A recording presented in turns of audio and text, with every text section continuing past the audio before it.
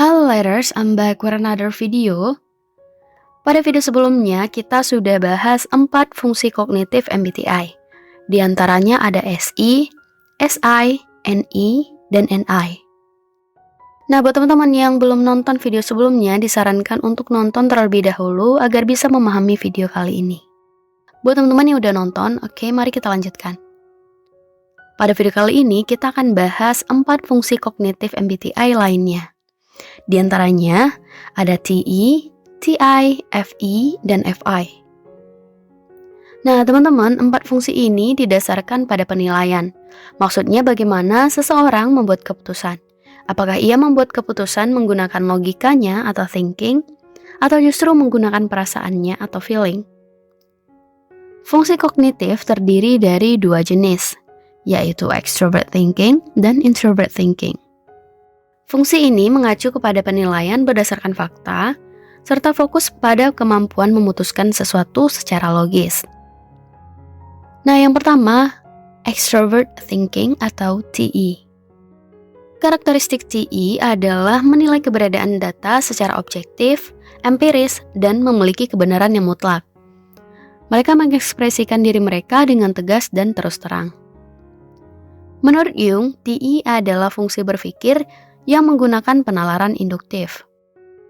Penalaran induktif adalah jenis penalaran atau metode berpikir yang digunakan untuk mencapai kesimpulan umum berdasarkan data atau informasi yang spesifik atau terbatas.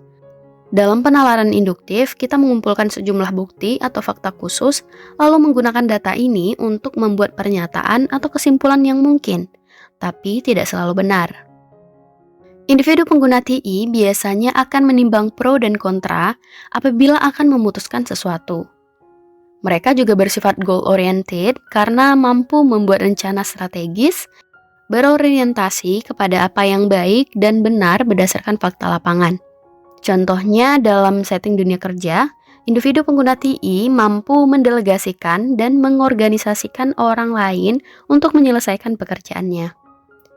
Apabila mereka diberikan posisi sebagai seorang manajer, mereka akan cenderung menjadi seorang manajer yang berorientasi pada pemenuhan goal setting, keadilan, dan keteraturan dalam sistem pekerjaan.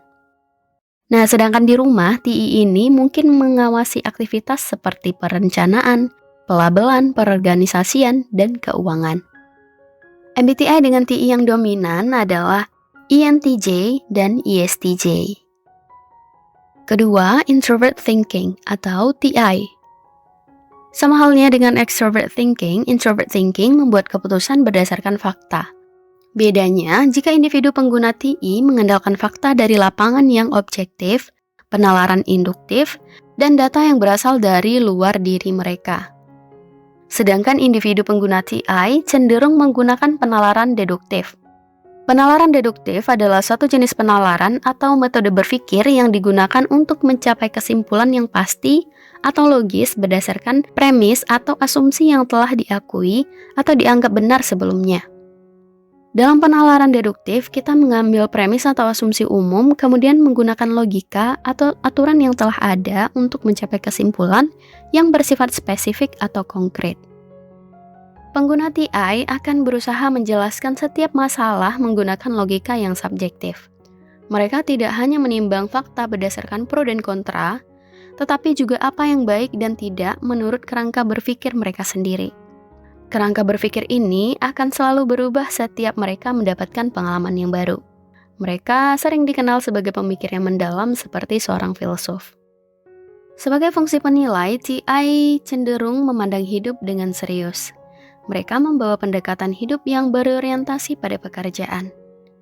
Mereka mencari tujuan utama di mana mereka dapat secara konsisten menginvestasikan waktu, pikiran, dan energi mereka. Sebagai fungsi penilaian introvert, TI lebih memilih untuk membuat penilaian independennya sendiri dan menggunakan kriteria evaluatifnya sendiri, yang validitasnya sudah terbukti dengan sendirinya. Mereka relatif tidak peduli apakah orang lain setuju dengan metode atau kesimpulan mereka. TI tidak hanya merasa betah membuat penilaian sendiri, namun mereka juga berfungsi sebagai filter terhadap informasi yang masuk.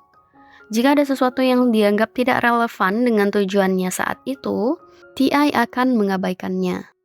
Orang dengan TI yang dominan akan cenderung kuat dalam daya analitis karena penilaian mereka tidak dipengaruhi oleh presensi dari dunia luar, dan cenderung lebih suka mempertanyakan suatu fakta berdasarkan kerangka berpikir pribadi mereka. MBTI dengan TI yang dominan adalah INTP dan ISTP. Selanjutnya, fungsi cognitive feeling. Fungsi ini mengacu kepada penilaian berdasarkan perasaan dan nilai-nilai tentang apa yang sebenarnya pantas atau tidak pantas. Fungsi feeling ini terdiri dari extrovert feeling dan introvert feeling. Yang pertama, extrovert feeling atau FE. Extrovert feeling atau FE adalah fungsi penilaian yang berdasarkan pada koneksi dan kesamaan dengan orang lain. Individu dengan FE yang dominan ditandai dengan kemampuan mereka dalam membentuk konektivitas dengan orang lain, serta berempati karena mereka mudah memahami perasaan orang lain. Nilai-nilai yang mereka anut adalah menjunjung tinggi harmoni dan perdamaian. Misalnya dalam kehidupan sehari-hari, individu dengan FI yang dominan akan cenderung bekerja di bidang filantropi dan pelayanan publik karena empati mereka yang tinggi. Selain mampu menghubungkan perasaan dengan orang lain, pribadi dengan FI yang dominan juga cenderung suka mengekspresikan perasaan mereka secara bebas. Apabila mereka senang, sedih, atau marah, mereka membiarkan orang lain mengetahuinya. Peletakan posisi FI dalam susunan fungsi kognitif MBTI mempengaruhi seberapa peka individu terhadap empati dan perasaan yang berasal dari luar diri mereka. Tipe FI yang dominan akan jauh lebih ekspresif dan berorientasi pada nilai-nilai eksternal dibandingkan dengan tipe FI sekunder, tersier, dan inferior. MBTI dengan FI yang dominan adalah INFJ dan ISFJ. Kedua, introvert feeling atau FI. Introvert feeling atau FI berfokus pada nilai-nilai pribadi, keaslian, dan autentisitas. Seperti fungsi introvert lainnya, FI bersifat intensif, bukan ekstensif. Mereka mengelola perasaan, selera, dan nilai-nilai pribadi, daripada mendistribusikan perasaan dan energinya kepada orang lain. Individu dengan FI dominan cenderung menilai sesuatu berdasarkan apa yang baginya baik dan buruk secara subjektif. Mereka akan membuat keputusan berdasarkan bagaimana rasanya bila mereka berada di posisi tertentu. Perbedaan FI dan FI juga terletak pada bagaimana individu mengekspresikan emosinya.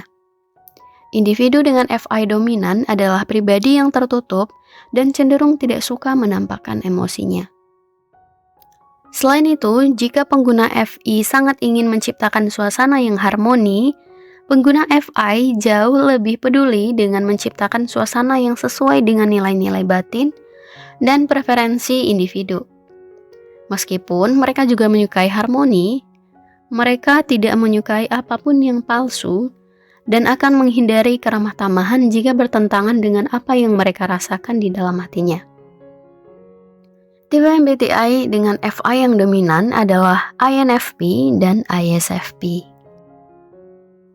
Nah, itulah pembahasan kita pada video kali ini. Terima kasih sudah menonton. Jangan lupa like, comment, dan subscribe channel ini supaya kamu tidak ketinggalan video-video informatif berikutnya. Bye-bye.